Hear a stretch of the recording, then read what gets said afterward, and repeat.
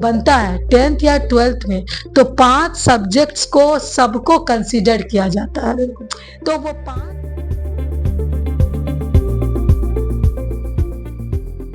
वो नहीं, समाज में जागरूकता भी बहुत जरूरी है। तो आपके मैं शिक्षा को किताबों तक लिमिटेड।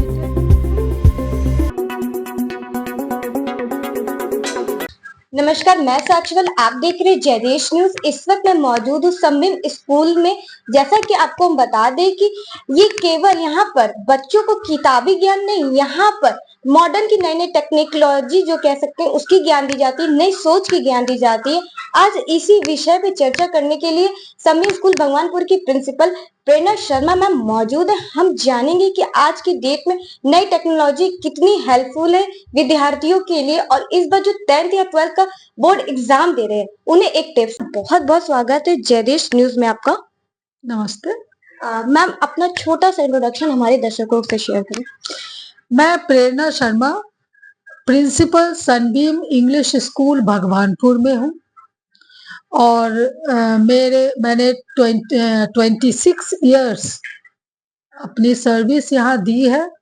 मेरा एक्सपीरियंस 32 इयर्स का है एजुकेशन फील्ड में, और मैंने एक प्ले ग्रुप के बच्चों से लेकर पोस्ट ग्रेजुएशन के बच्चों तक को मैंने पढ़ाया। तो मुझे बच्चों की जो ग्रोथ है, बच्चों में जो ट्रांसफॉर्मेशन है, ये मेरे एक्सपीरियंस है उनके बारे में। जय हिंद, नमस्ते। आपके अनुसार आधुनिक टेक्निक छात्रों के लिए कितना बदला है? आधुनिक तकनीक, जो टेक्नोलॉजी हम कहते हैं, वो हमारी शिक्षा में बहुत ही हेल्पफुल रहा है। उसके कारण ये है कि अब बच्चे ट्रेडिशनल जो तरीके से पढ़ते थे उससे वो मॉडर्न तरीका अपना पाए हैं। उनके रिसोर्सेस बहुत ज्यादा वेरीड हो गए हैं। उनकी पढ़ाई अब इंटरैक्टिव हो गई है। ट्रेडिशनल में शिक्षक पढ़ाते थे, बच्चे सुनते थे। टेक्नोलॉजी ने इस शिक्षा को इंटरैक्टिव कर दिया, ये कोलैबोरेटिव हो गया है। अब बच्चे कोलैबोरेट करना सीख गए हैं।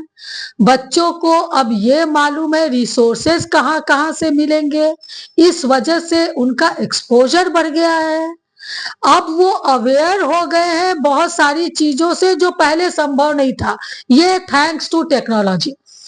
Because of technology students have enriched to a great extent.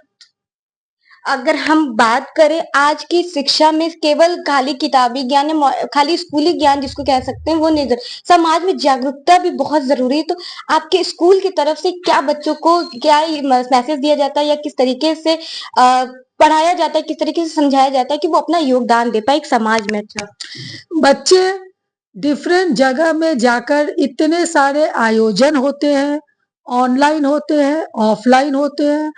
जो टेक्नोलॉजी है इसकी वजह से बच्चों को इंफॉर्मेशन मिलती है। पहले भी शहर में या देश में बहुत सारी ऐसी चीजें होती थी जो हम तक नहीं पहुंचता था, लेकिन अब टेक्नोलॉजी, फेसबुक हुआ, इंस्टाग्राम हुआ और ऐसे कई साधन हैं सोशल मीडिया पे, जिसकी वजह से बच्चों के नॉलेज बढ़ते हैं। Children are very well informed कहाँ पर क्या हो रहा है, और जब उनको अपॉर्चुनिटी मिलती है उसमें कंट्रीब्यूट करने के लिए तो वो करते हैं कंट्रीब्यूट, क्योंकि वो इंफॉर्मेशन मिलती है तो उसमें वो कंट्रीब्यूट करते हैं। ऑनलाइन होने से, टेक्नोलॉजी की वजह से उनका पार्टिसिपेट करना अब बहुत ज्यादा मुश्किल नहीं रहा। उनको फॉर्म भरना, उनको अपने नाम भेजना उस संस्था को बहुत मुश्किल नहीं रहा।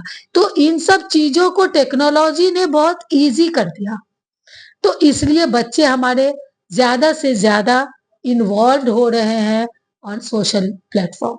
अगर बात करें जैसे कि शहरी टेक्नोलॉजी और जो गांव में टेक्नोलॉजी जो गैप है, इसको आप किस नजरिया से देखते हैं? क्या राय है आपकी? गैप है, शहर में और गांव में गैप है, और उस टेक्नोलॉजी के यूज में। ऐसा नहीं है कि हमारे गांव के बच्चे टेक्नोलॉजी के बारे में जानते नहीं हैं, बट कहीं ना कहीं उनकी सुविधाओं में फर्क है। जो शहर में जो सुविधा वाईफाई एक्सेट्रा उपलब्ध है बहुत इजीली बच्चों को, हमारे शहर के बच्चों को, वो गांव में उनको नेटवर्क प्रॉब्लम है, गांव में बहुत सारे को फाइनेंशियल प्रॉब्लम है, बहुत सारे को जरूर मेंटल ब्लॉक है पेरेंट्स में, वो टेक्नोलॉजी को अभी तक समझ नहीं पाए हैं, और समझ गए हैं तो अपना नहीं पाए हैं। तो इस वजह से जो गैप नजर आ रही है, थैंक्स टू आवर गवर्नमेंट, उन्होंने डिजिटलाइज बहुत करने की कोशिश किया है। गांव भी अब आगे बढ़ रहे हैं। मुझे पूरी उम्मीद है कि कुछ सालों में गांव भी शहर के मुकाबले आगे आ जाएगा। जो इस बार 10th या 12th का एग्जाम दे रहे हैं, उन्हें क्या टिप्स देना चाहेंगी हमारे चैनल के माध्यम से? 10th और 12th के जो अपियर होने वाले जो बोर्ड के बच्चे हैं, उनको मैं रिक्वेस्ट करूंगी कि ये अभी 5 to 6 months, 5-6 महीने अभी उनके बोर्ड एग्जाम में बाकी है। उनको बहुत इम्पोर्टेंट है कि वो रेगुलर स्कूल अटेंड करें, ऑफलाइन में टीचर के सामने जो वो समझेंगे वो ऑनलाइन में यूट्यूब से नहीं समझ पाएंगे। तो नंबर 1 कि वो रेगुलर हो। नंबर 2, सीबीएसई एनसीईआरटी बुक्स को ही रिकमेंड करती है, वो एनसीईआरटी बुक्स ही पढ़े ज्यादा से ज्यादा। ऑफ कोर्स दूसरे बुक्स को रेफर करें, बट एनसीईआरटी बुक्स बहुत इंपॉर्टेंट है।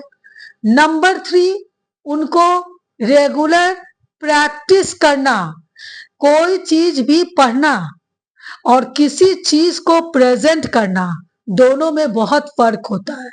हमारे ज्यादा से ज्यादा बच्चे पढ़ते सब कुछ हैं, लेकिन उनको प्रेजेंट करना उनको कई बार नहीं आता। वो तभी आएगा जब वो रिटन प्रैक्टिस करेंगे।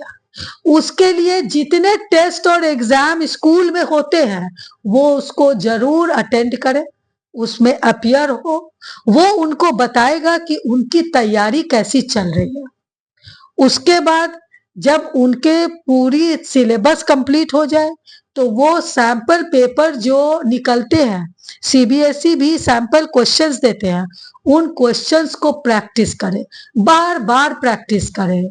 समय का ध्यान पेपर के लिए बहुत इंपॉर्टेंट है। अगर वो समय के अनुसार पेपर को प्रैक्टिस करेंगे, तो उनका एग्जामिनेशन में एक तो पेपर से उनको क्वेश्चंस अटेम्प्ट करने में उनको सुविधा मिलेगी, प्लस वो टाइमली उसको कर पाएंगे। तो ये कुछ चीजें हैं जो वो अगर अपनाते हैं, घर में अपना टाइम टेबल बनाए, हर सब्जेक्ट को इक्वल टाइम दे, इक्वल इंपॉर्टेंस दे, क्योंकि एक रिजल्ट जब बनता है 10th या 12th में, तो 5 सब्जेक्ट्स को सबको कंसीडर किया जाता है। तो वो 5 सब्जेक्ट के लिए each subject is very important for a child.